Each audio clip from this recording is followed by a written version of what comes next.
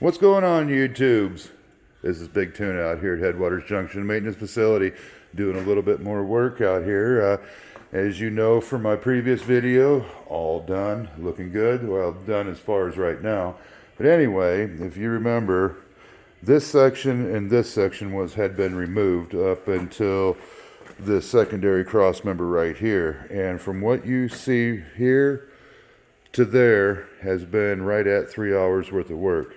Wasn't anticipating me taking that long, but it is what it is. I ran into some oddball stuff from the other side that I've got done to this side. There is like black pitch or something that they laid down there, I guess, to protect the metal for longevity or whatever. But the other one, the gauge material came up and went right to the center, and they overlapped it a little bit and welded it down. And that's what I was expecting to see this time. No.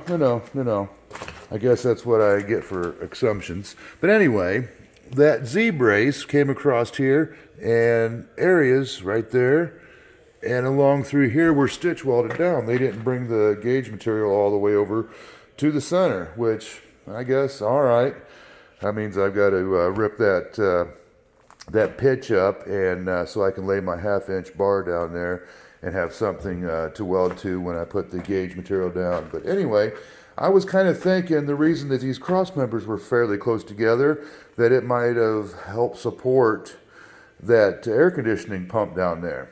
No, that is on its own cradle with rubber mounts and stuff. You can see it there and there. I haven't uncovered that spot yet to see exactly how they got it held up into place there. But anyway, it's just odd. I don't know if it's because of passengers or what were along through here. I have no idea, but it is what it is. But anyway, I lucked out, and I was just going to cut back to the next cross member.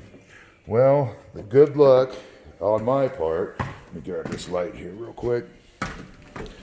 There is a cross member there, and it happens to be a little bit wider than these cross members here. So what I plan on doing, as long as everything is right, is ripping up the old floor here about halfway on to this wider cross member, and then laying my tube down to get my elevation that I need for the original Z-braces. And I plan on cutting back the Z-braces back to here and stripping them out and splicing into them later on. But as you can tell, concrete with corrugated steel on there.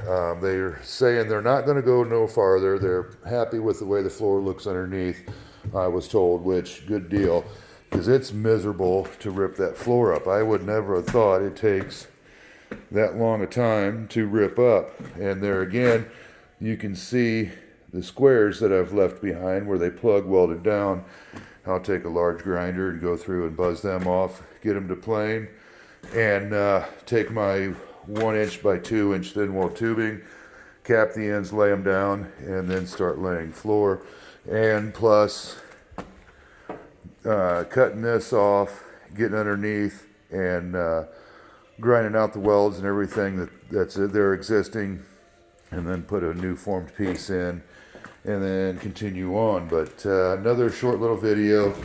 Beautiful day out. I think it's 43, 45 degrees, something like that. Real light breeze, and tomorrow's supposed to be 50, so I may come out here tomorrow and do a little bit more work, maybe go through and do the grinding part on this side, and go from there. Then probably Monday or next weekend or whatever, get over here and get on the other side and start getting it ripped out as well. But there's the update, and that's how I'm progressing so far.